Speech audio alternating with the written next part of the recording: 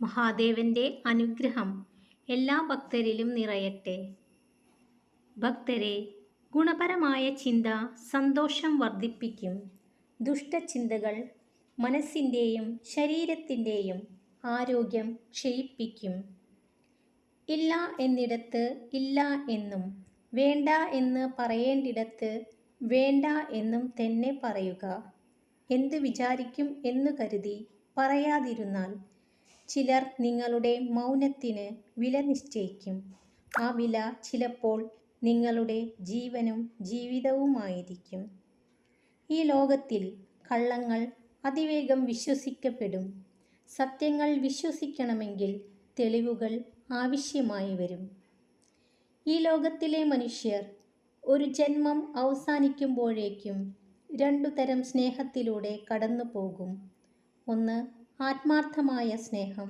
രണ്ട്, അഭിനയിക്കുന്ന സ്നേഹം.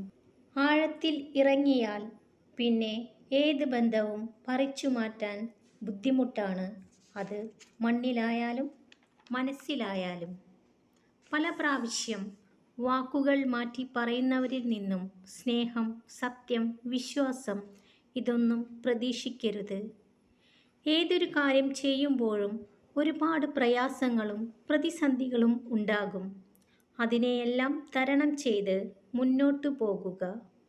നിങ്ങൾക്ക് വില കൽപ്പിക്കാത്ത ഇടങ്ങളിൽ ഒരിക്കലും നിങ്ങളുടെ വിലപ്പെട്ട സമയം പാഴാക്കി കളയരുത്. ഭക്തരെ, സത്യം പറയുന്ന ഒരു വ്യക്തി വേഗത്തിൽ ശത്രുക്കളെ സമ്പാദിക്കുന്നു. വിശ്രമമില്ലാത്ത നാവ് സമാധാനമില്ലാത്ത ജീവിതം സമ്മാനിക്കുന്നു. ലക്ഷ്യമാണ് പ്രധാനമെങ്കിൽ ക്ഷമയാണ് ആയുധം. നിങ്ങളുടെ ഏറ്റവും വലിയ ശത്രുവിനേക്കാൾ നിങ്ങളെ ഉപദ്രവിക്കാൻ സാധിക്കുന്നത് നിങ്ങളുടെ ചിന്തകൾക്ക് തന്നെയാണ്. ഭക്തരെ, വെള്ളമൊഴിച്ചു മാത്രം വളർത്തിയ ഒരു ചെടിയും ഇന്നേ വരെ വൻ വൃക്ഷം ആയിട്ടില്ല. സ്വന്തം വേരുകൾ കൊണ്ട് വെള്ളം കണ്ടെത്തിയവൻ മാത്രമേ വൻ വൃക്ഷമായിട്ടുള്ളൂ. നിങ്ങൾക്കു മുമ്പിൽ അടയ്ക്കപ്പെട്ട വാതിലുകളിൽ വീണ്ടും പോയി മുട്ടരുത്.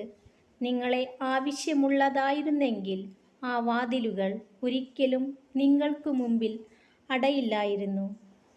എന്തിനും ഏതിനും കരഞ്ഞുകൊണ്ടിരുന്നാൽ ജീവിതകാലം മുഴുവൻ കരയാൻ മാത്രമേ സമയമുണ്ടാകൂ. അതിനാൽ നിങ്ങളുടെ കണ്ണുനീർ തുടച്ച് മുന്നോട്ട് കുതിക്കുക. നിങ്ങളുടെ മുന്നിൽ വരുന്ന ഏതു വെല്ലുവിളികളെയും നിങ്ങൾക്ക് തരണം ചെയ്യാൻ സാധിക്കും എന്ന രീതിയിൽ മനസ്സിനെ പാകപ്പെടുത്തുമ്പോൾ നിങ്ങളിലേക്ക് ആത്മവിശ്വാസത്തിൻ്റെ തുള്ളികൾ ഒഴുകിയെത്തുന്നു. നിങ്ങളുടെ ജീവിത വിജയത്തിനായി എപ്പോഴും ഒരു ലക്ഷ്യമുണ്ടാക്കിയെടുക്കുക. ആ ലക്ഷ്യം നേടിയെടുക്കാനായി പരിശ്രമിക്കുക. മഹാദേവന്റെ അനുഗ്രഹം നിങ്ങളിൽ എപ്പോഴും ഉണ്ടാവട്ടെ. ഓം നമഃ ശിവായ.